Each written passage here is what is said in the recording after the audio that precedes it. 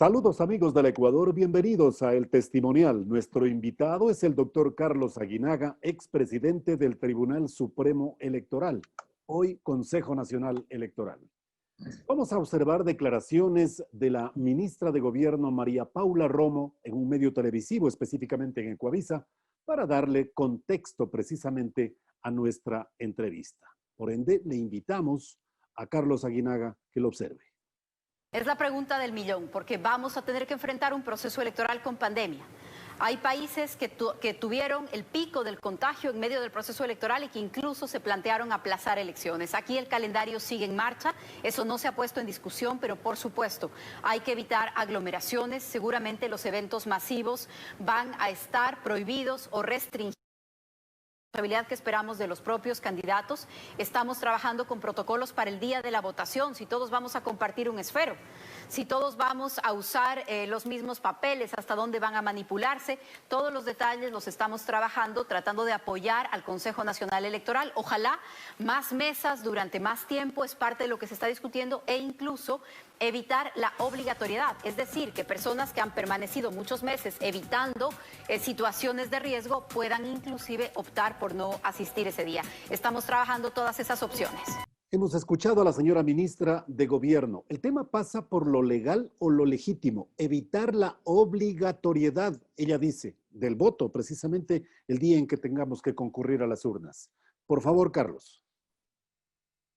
A ver, en el contexto de lo que yo acabo de escuchar a María Paula, ella hace un análisis respecto a las implicaciones que podría tener la pandemia con relación al ejercicio del sufragio. Aquí hay que decirlo claramente. A ver, en primer lugar, el voto en el Ecuador para los de 18 a antes de 65 años es un derecho y una obligación. Sí, señor. Pero también tenemos el régimen que es facultativo, es decir, que es solo un derecho para los jóvenes de 16 a 18 años, para los militares, para los adultos mayores de 65 en adelante, para las personas con discapacidad y para los extranjeros que tienen una residencia de 5 años que están en el padrón. Y para los policías, Y por eso dije para las fuerzas armadas y policiales. Sí, exactamente, fuerza pública.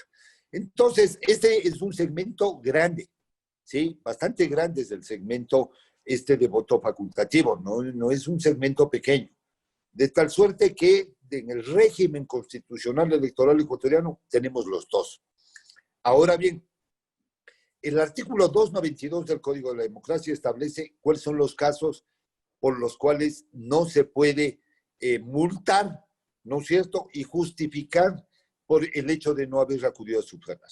El primer caso es por mandato legal. ¿Cuáles son los casos de mandato legal? Los que tienen interdicción judicial, ¿no es cierto? Los que tienen sentencia ejecutoriada. También pueden ser los que están en un caso de estado de excepción por libertad de la movilidad, de circulación y de libre tránsito, ¿no es cierto? Y por protección a la salud. Correcto. Si es que yo ya tengo una declaratoria de estado de excepción, ¿no es cierto?, con dictamen constitucional, y estoy restringido en el ejercicio de mis libertades, ahí está el justificativo del mandato legal. De tal suerte que no hay que asustarse del tema de la propuesta o del análisis o de que pueda ocurrir, conforme lo ha dicho María Paula. Ahora, ¿quiénes también no pueden votar? Quienes salen del país 8 días antes, ¿no es cierto?, o el día de las elecciones.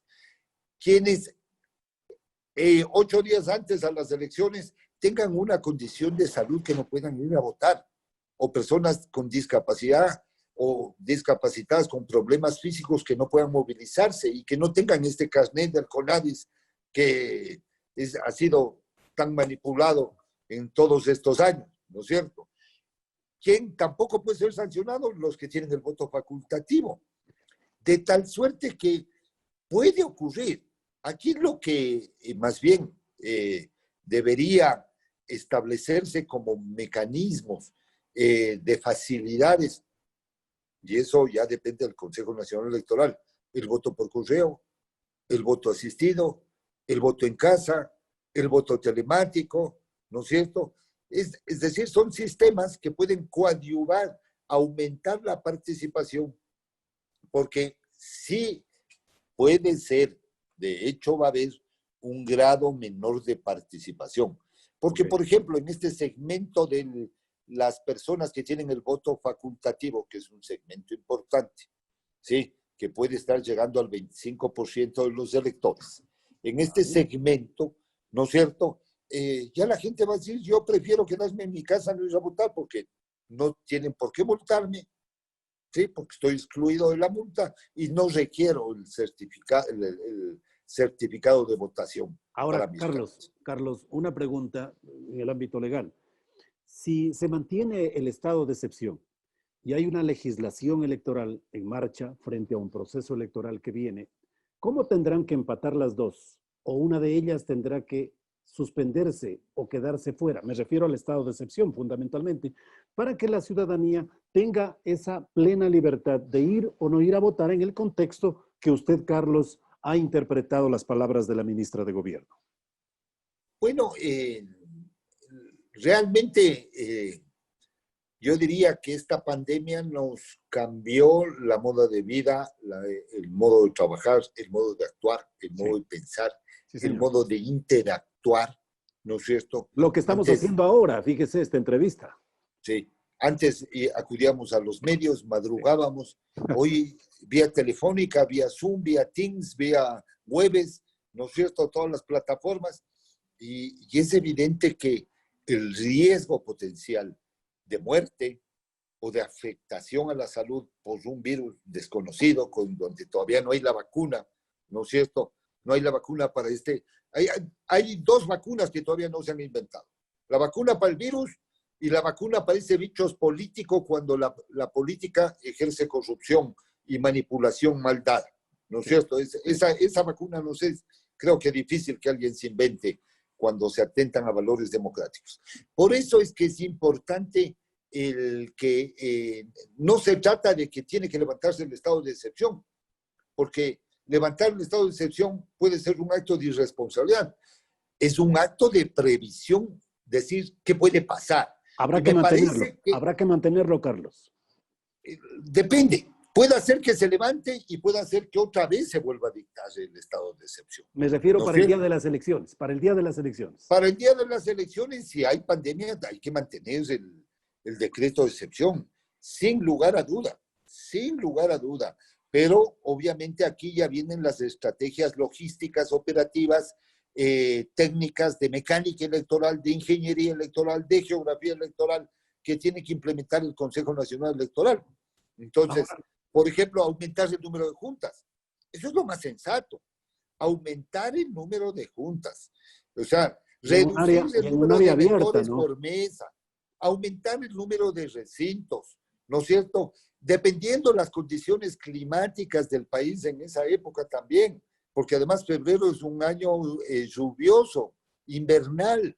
Entonces, se pretende hacer afuera, pero hay que hacer adentro, ¿no es cierto? Que las facilidades de accesibilidad a los recintos electorales no se ubiquen en plantas altas, sino se ubiquen en plantas bajas, ¿no es cierto? Etcétera. Hay 100 políticas administrativas de técnica electoral que hay que implementar para dar estas facilidades y de esta forma disminuir el tema de la baja en la participación electoral. Ahora, Carlos, los regímenes de sufragio obligatorio buscan esencialmente evitar el abstencionismo, así como maniobras destinadas a promover el fraude electoral.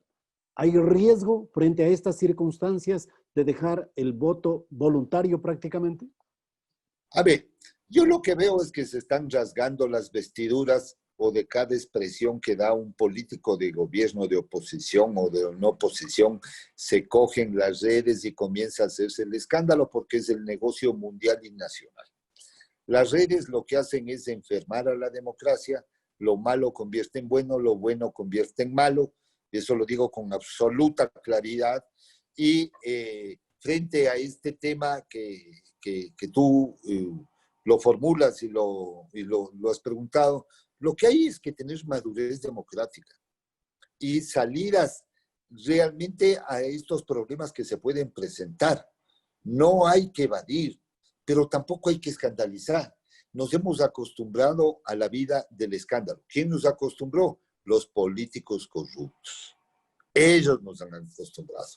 Nos han acostumbrado a vivir de este tema del tuit falso, de la noticia falsa, y hay que desenmascararles. Los ciudadanos de a pie, los ciudadanos que estamos viviendo tranquilamente, que criticamos en forma positiva la política y el ejercicio de la función pública, tenemos que desenmascarar, tenemos que contribuir a la democracia, porque esta democracia es una democracia enferma.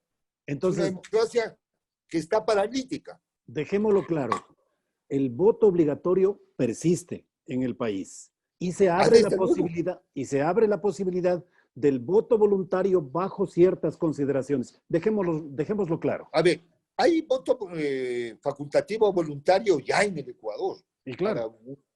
Hay. Y en el voto obligatorio siempre será obligatorio.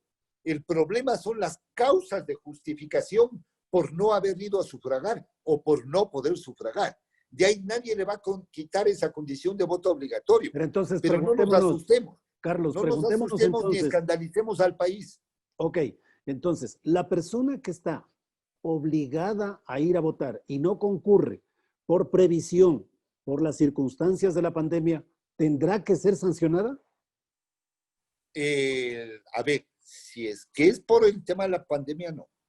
Tiene una causa de justificación del cumplimiento de su obligación de votar. ¿Cómo lo justifico? ¿Sí? ¿Cómo lo justifico?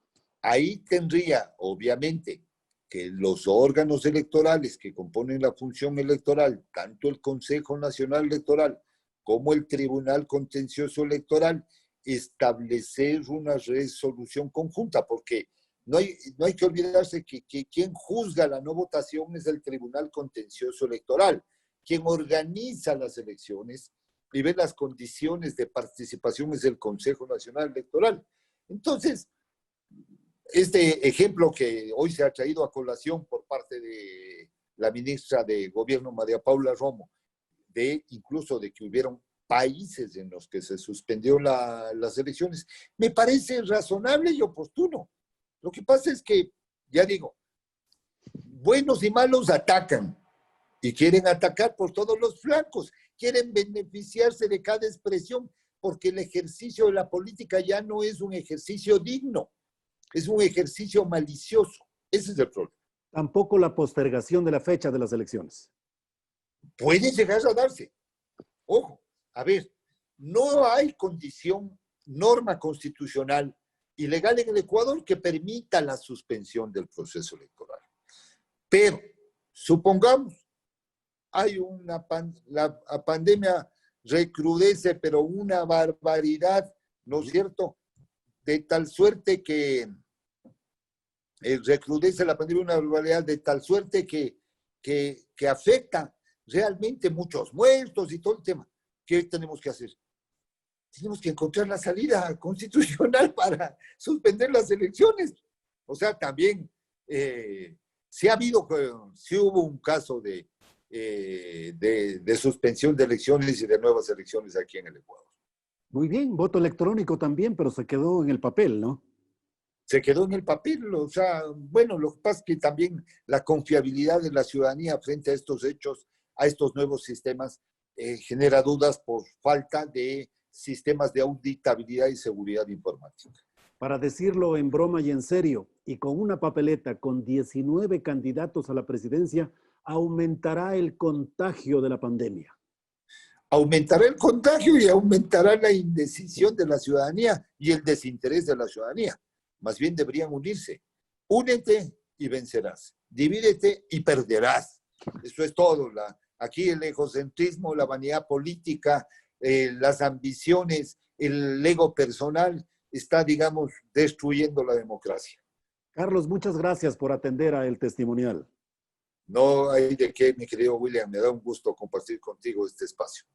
Muchas gracias al doctor Carlos Aguinaga, expresidente del Tribunal Supremo Electoral, aquí en el Testimonial.